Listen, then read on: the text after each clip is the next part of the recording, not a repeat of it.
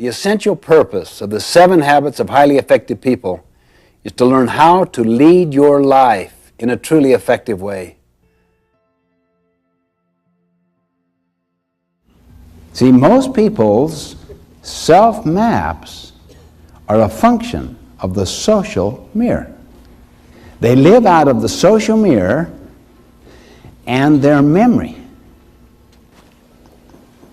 A mother the other day said to me, "I cannot believe my child." All of a sudden she turns 17 and she's like a different person. I have never seen anyone so uncooperative, so rebellious, so angry, so unwilling to do anything to help us at home, or to even be open to influence at all. Now, what is happening to the map or the paradigm in her head? And what do you do when you have that? You act upon it. That is the image that you have in your head of this person. It's the map you have of this person. Now, someone could say to you, just as I did here, try harder. Try to be more positive. But as long as a person carries that map, that image of this other person in their head, they're going to treat them that way. As soon as they treat them that way, the tendency is for people to respond accordingly. It's called the self-fulfilling prophecy. People live up to the social mirror that surrounds them. Now, I said to this mother, notice how you see your daughter. Well, it's not how I see her, it's the way she is.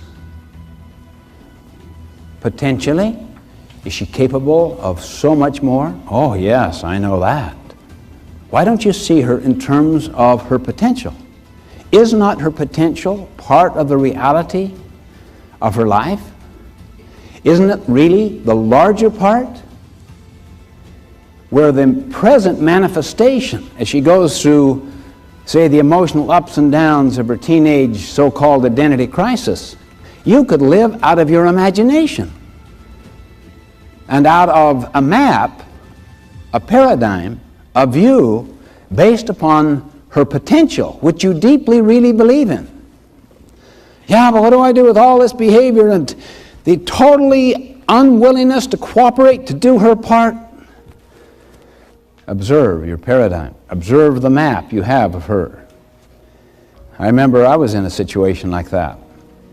One of our teenage sons, just between the grade school and junior high, was just not performing. He wasn't adequate in any area.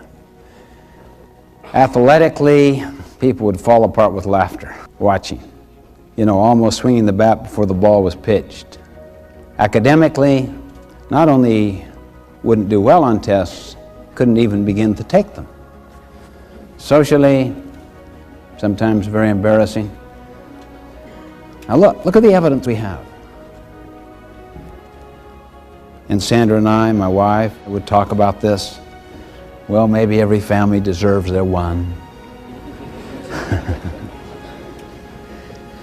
But we cared about this boy, and we were very worried. And I remember one time talking about this same subject in Armonk, New York. And I was talking about a study which opened up the whole field of what's called the self-fulfilling prophecy, where a computer in England called the bright group dumb, essentially. Here's the teachers. It's the bright group over here. They've got 120, 130 IQ. They love education. They love learning. You'll really enjoy them. This group here, you can kind of tell when you just look at their faces. This group, they're very fine people too, but they don't have the same candle power, and you have to respect that. Now notice what's happening. I'm talking as if I'm describing reality, right? This is the way they are. And they buy it. And they act on it for a period of several months. In other words, it becomes their view, their paradigm. But you know what? Several months later, they discovered there was a computer mistake of some kind, and the two groups were switched. They immediately tested, without telling anything to anybody. This group here went up something like 18 points. This group went down 14 points. The self-fulfilling prophecy.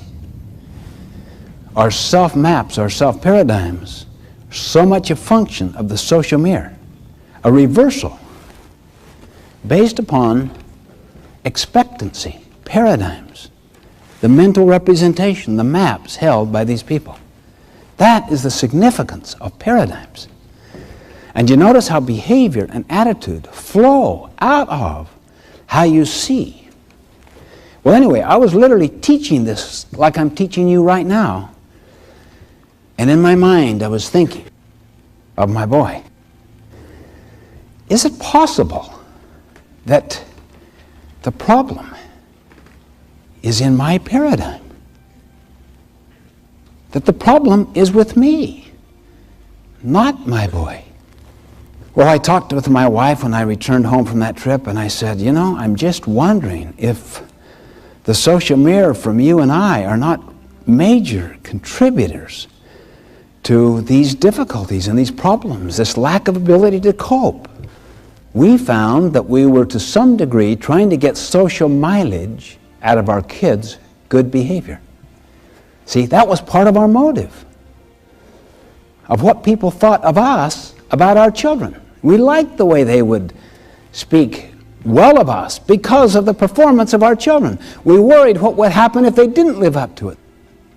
We see what we seek. So we explored our motives and said, this is not what we seek. We began to see him differently, as a person precious in his own right, not to be compared with anyone else, not to get into the social mirror of comparison against timetable, social agenda. He could easily be a late bloomer with tremendous potentialities that does not test out well in some areas. We don't know. It's just a whole big area of potential. And we were trying to put labels upon it. You see what I mean by the tendency is to project out of our own experiences, like a home movie, to project it onto someone else and to label. But we never explored our own motive. We never became reflective and introspective. Things were going well with the others, but all of a sudden, something threw us out of our standard operating procedure, and we couldn't just easily gloss over by psyching him up with PMA stuff. Come on, think positively. You know, keep your eye on the ball when it comes now. All right, now, then you swing. That's okay, son, don't worry about it. Get off his back, you know. You made mistakes. Okay, you're all fine, son. Then privately we talk with each other, see, oh, what have we got here? Duplicitous, unprincipled, as if he had no intrinsic merit and worth. That was the hardest part of the therapy, was dealing with self, exploring our own paradigms, loosening them up. But when you try to have people, to possess them, to own them, and to have their performance reflect on your reputation, your basic motive structure drives the paradigm of how you see that person, because you'll see them through this social mirror frame of reference. And then you get into the self-fulfilling prophecy. Hopefully, our humility, our willingness to surface the assumptions we make about life and to challenge them has been stirred up. Particularly when it comes to our maps of ourself, of our loved ones, of our boss, of our work associates, of other people. And then, out of that humility, to say to the other person, how do you see it? What is your view? What is your perspective? What is your frame of reference? What is your opinion? And you constantly get a better sense of the way things are. You get a better and better paradigm.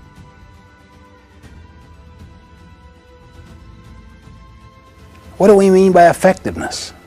What is effectiveness? We could use the word success, but that word carries so much of the old social value connotation of having it all. That's why we use the word effectiveness. 7 habits of highly effective people. You know about Aesop and his famous tales about this poor farmer, really down on his luck. And the farmer visits his favorite goose. And he notices one day there is a large egg, a golden egg, by the side of that goose. He thinks someone has tricked him, so he throws it away. Second thought, he decides to test it and finds out, indeed, it is pure gold. Pure gold. And he's been so poor for so long. And the next day, another one. And the next day, another one.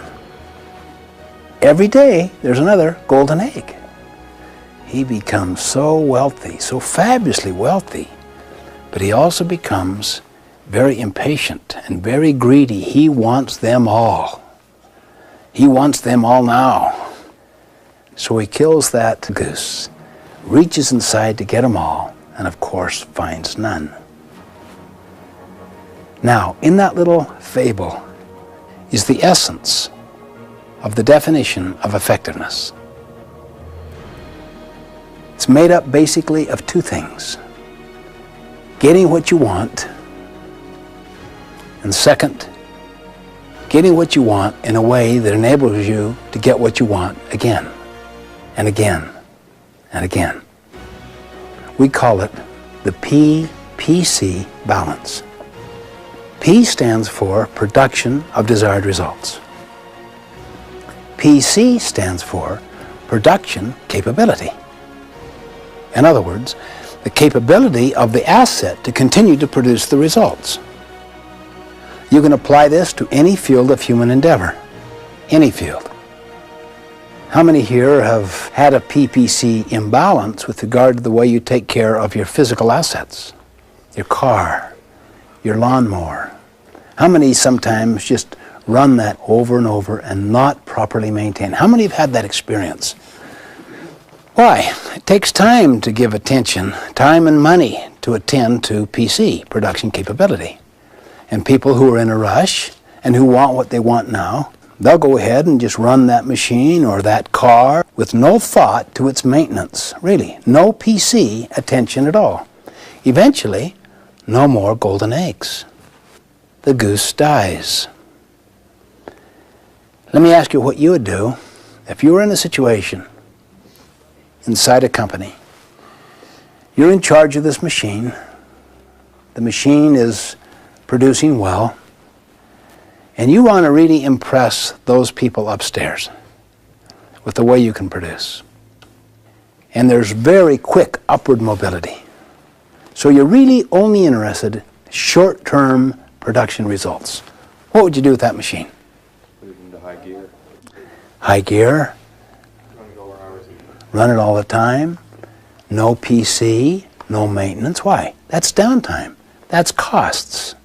Just keep that baby running constantly. More and more and more golden eggs. Now you're promoted because there is such quick upward mobility. The growth is just enormous in that organization. Then the next new manager of the machine comes on the scene. By this time, the machine is broken down because of no PC. So he's got to do PC work, maintenance work, repair work. So his costs go like this, and his production goes like this. My cost went like this, and my production went like that. I wrote black ink, he wrote red ink. So what do we say about my successor? It's a bum. Yeah, what a loser. Really. I mean, while you were there, profitable. As soon as you left, unprofitable. What about our bodies? How many here have the regular practice of a good exercise program? How many know you should? Well, ultimately, what will happen? Immune system could be weakened, make you vulnerable to all kinds of other diseases. What about the mind? What about the development of the mind? Constant learning. You can become so obsolete so fast if you don't pay the price on a daily basis to stay abreast of your own field and at least some working conceptual knowledge of how that relates to the other fields out there. Can you see why effectiveness with oneself, with body, mind, and spirit is a PC balance? With any physical assets, with even financial assets? How many have gone for the golden eggs from time to time in your life where you started to spend the principal instead of the interest? How many have ever done that? That is, you want to live a little higher on the hog, so you dip into the principal, the fund, see, the investment, rather than living on the interest, so that you can have more of what you want now. The whole idea of denying yourself, of subordinating it, of the discipline it takes to save before you spend, instead of to spend and then be forced to save. And that can then be a seedbed to other human interaction problems, or to in-law problems, or any other tender, sensitive areas. That's when you start to realize the goose has died, or is dying. It's sick. The same thing in a marriage relationship. You may have a situation like I saw a while back with the Young Presidents Organization and their families. Very successful person. Went from nothing to worth hundreds of millions of dollars and had a totally bankrupt family. And the question was asked, was this person truly successful? To use our language, effective? Well, in the business sense, maybe you'd say yes. But in the total sense, in terms of what really matters on one's deathbed, you'd probably say no. PC, production capability, was utterly neglected in the marriage or in the family. Can you see why effectiveness at home is a PC balance?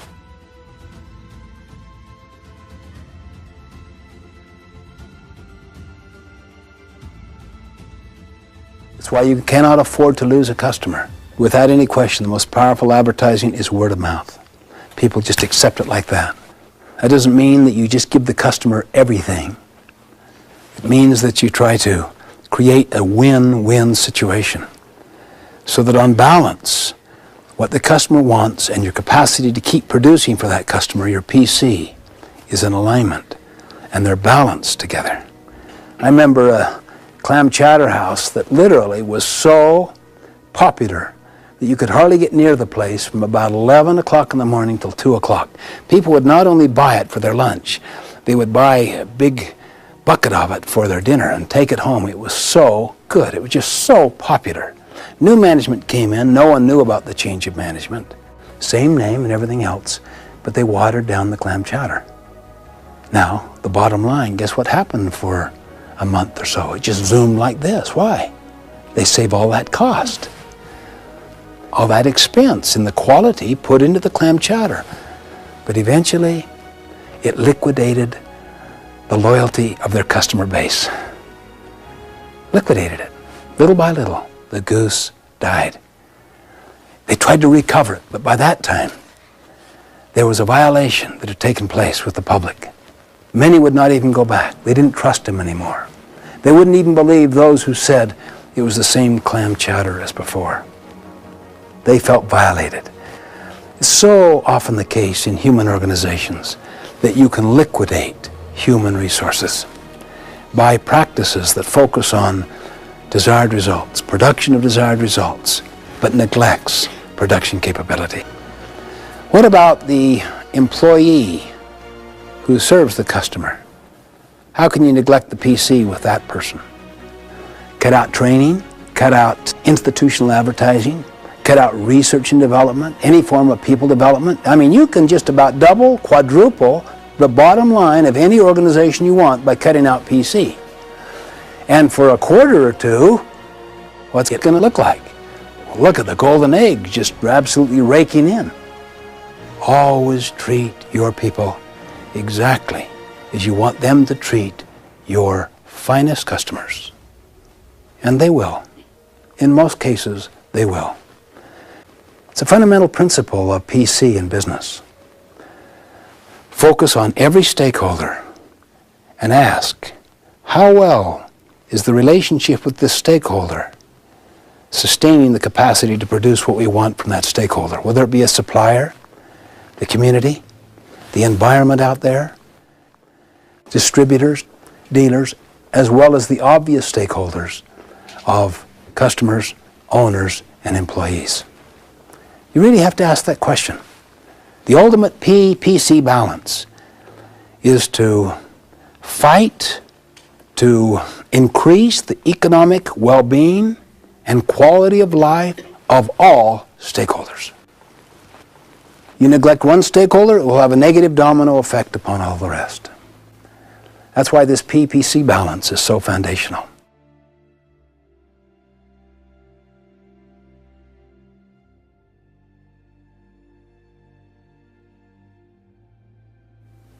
You know what a financial bank account is. If you were my banker and I were to make many, many deposits into this bank account, it would gradually get larger and larger. I could even take withdrawals from it, but I have great reserve capacity. An emotional bank account is like that as well. You could make many, many deposits over a period of time, which would build my reserve capacity with you. If I make a mistake, that is a small withdrawal. And the trust is so high, I still have a huge reserve capacity. If I make a huge mistake that violates, in the deepest sense, our agreement, it may cause the emotional bank account to be overdrawn all at one time, see? The concept of the emotional bank account is the production capability side of human relationships, of human interaction. Now, any metaphor, if pushed far enough, will tend to break down, including this one. You don't make deposits in order to take withdrawals. Nevertheless, if you have a high emotional bank account, if the quality of that relationship is so good and the trust is so high, you can, in fact, make mistakes. You can take withdrawals. Not on purpose, but often unwittingly, unknowingly, because of insensitivity or whatever. But people understand. Just to illustrate, how many have a high emotional bank account with somebody, a trust relationship with someone, think of that person, that it is so high you can communicate with them almost without words? Can you think of people? How many have such a high emotional bank account that you can even make mistakes in your communication and they'll still get your meaning? Why? They know your heart. They know what you represent. Now the opposite. How many have a relationship with someone that is really strained, where the trust isn't there, where the emotional bank account is overdrawn? How many have had that in your life or now have one of those in your life? Now what happens when you communicate? What happens when you are very clear in your communication? It won't take. They're always looking for the hidden agendas. They're reading between the lines. What's going on here really? And if you make a small mistake, boy, that thing can be blown all out of proportion. Talk about drowning in a puddle. Talk about exacerbating some small little weakness into a major character flaw or something like that. What originally began as just simple misunderstandings are exacerbated until they become major communication breakdowns. Some people even call them personality conflicts. I was doing a seminar one time on the Oregon coastline. It was so beautiful that we actually held our meetings outside. People just wanted to be immersed in this nature. A lovely day, it was warm. One man came up to me afterwards and said, "Oh boy, I wish I could enjoy these things, that I just can't." "What's the problem?" "Well, I don't know, my wife just grills me like you can't believe. I mean, she just doesn't trust me, and she constantly, examines every part of my life. Where have you been? What did you do? Who did you go with?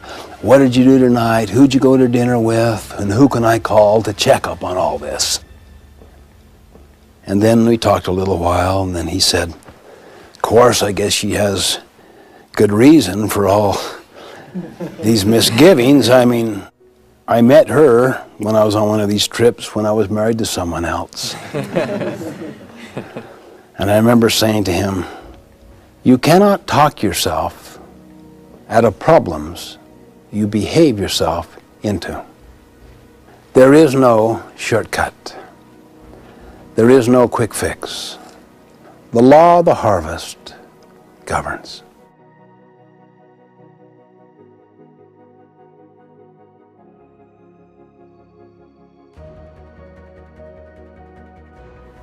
The first and most important deposit, kindness and courtesy.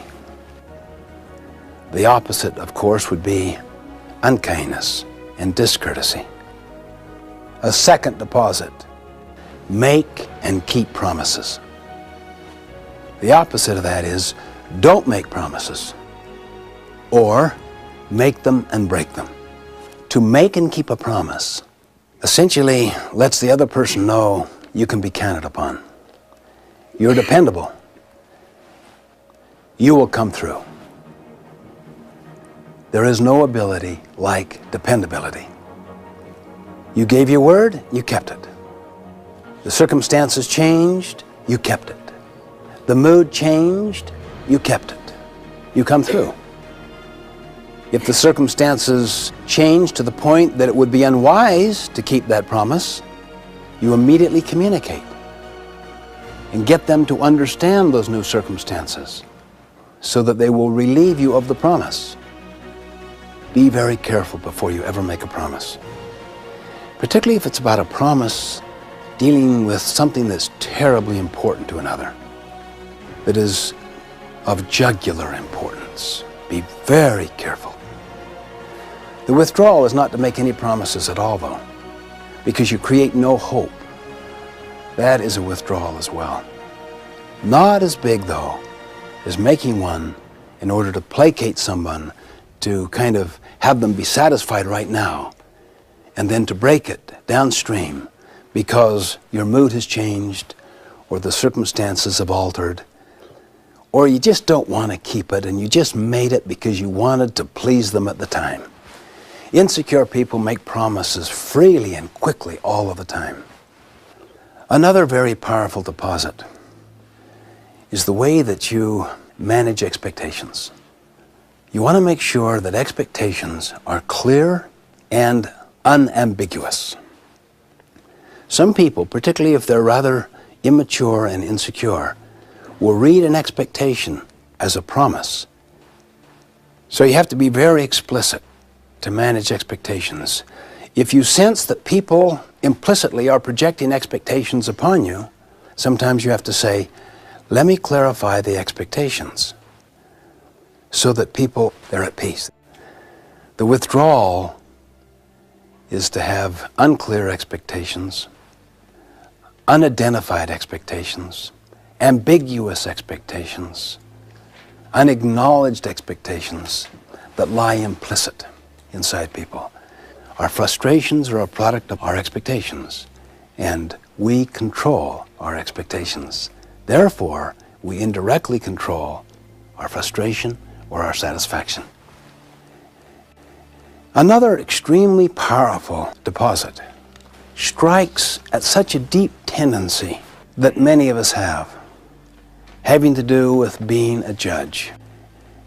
I call this deposit loyalty to the absent. The withdrawal, of course, would be disloyalty and duplicity. Always be loyal to those who are not present. Speak about them as if they were present. If you're critical, the spirit is one of constructive criticism, one of helpfulness or understanding. You see, the moment the two of us sit and badmouth our supervisor here, what do you know I'm doing when there's a strain on our relationship? What am I doing? What do you think I'm doing? Well, if there's a strain in our relationship and I'm talking to him about you, what am I doing? Doing the same thing. Exactly. That he and I did about him. I see. You see, it is not principle-centered. He knows it. He knows my tendency. So that when we speak about the one who is absent in a way that would show respect for him, even if we're critical of him, but in a constructive, positive way, what does he know I'm saying when visiting with him, who is critical of him? That I would do the same thing. In other words, if you want to retain those who are present, be loyal to those who are absent. Now, when the sun is shining and you sit and kind of badmouth somebody, it kind of unites you, doesn't it? Kind of cements your relationship, because see, you have a common enemy, as it were, or someone that you both agree on and you can tear into, see? Kind of unites you, and you look for evidence, and then you have breaks and talk about the person, and maybe even have lunch over that person's sins and share each other's stories. Make your mind up. And if you're into team building, if you're into culture building, if you're into family building, make a commitment, everybody. If there's any difficulty with another person, what do? Go directly to the person. You don't talk behind their back. I was failing this one time, complaining to the university president of a university that I was a visiting professor at about his housing director, who had given us such a bad housing situation, contrary to our agreement and expectation. And I was really cutting into the guy, his competency. And the president said, "Stephen, I'm so sorry to hear about this housing situation you're in. The housing director is such a fine, competent person. Why don't we have him come on over here and we'll solve the problem together?" Oh, no. I don't want to be involved. See, I didn't say that because that would be obviously so irresponsible. But, oh, that's how I felt inside. Oh, I don't want to talk to him. I want to talk about him. This president, he just was matter-of-fact and pleasant, and as the gentleman was coming across campus to the president's office, I was going through this internal dialogue. What have I got myself into now? I'm probably responsible for part of the miscommunication. Maybe we got what was agreed. I don't know what the situation is. Honestly, I was so humbled. By the time he arrived there, you know, "How are you? Good to see you." The president could see my duplicity. I mean, 10 minutes before, what incompetence. There's just no carry through with the original commitment. Then, "How are you?" A double-minded person is unstable in all his ways. Duplicity. Another major deposit. If you blow any of the above, learn to apologize. The withdrawal is pride. Learn to apologize. I was wrong. That was unkind. I saw my son the other day cutting into his little sister for cleaning up his desk. He had it all organized to do his project. Took him a long time. She came in intending to help her brother and organizes it and cleans it up for him. She thought that was a deposit. See, to him it was a withdrawal. He starts really laying into her, and in the middle of his criticism, he caught himself. Oh, I shouldn't take my frustrations out on you. I'm sorry. I know you meant well. And I watched that and I thought, that takes real presence. That takes real maturity, real respect, a lot of personal security, that he can, in the middle of his anger, take control over it. The ability to apologize, to forget and forgive, to let go of resentment, one of the most liberating and freeing things possible. But it's also an enormous deposit to another person.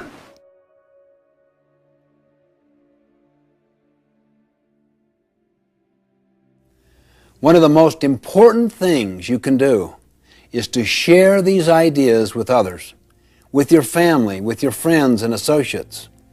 Don't just retell what you've learned, but talk about the insights you've acquired and the ideas that you want to implement. Because that's where the real learning takes place. It is in the teaching and in the sharing. Get with a coach or someone who is also working on these habits. Set a specific time to get together and keep that date.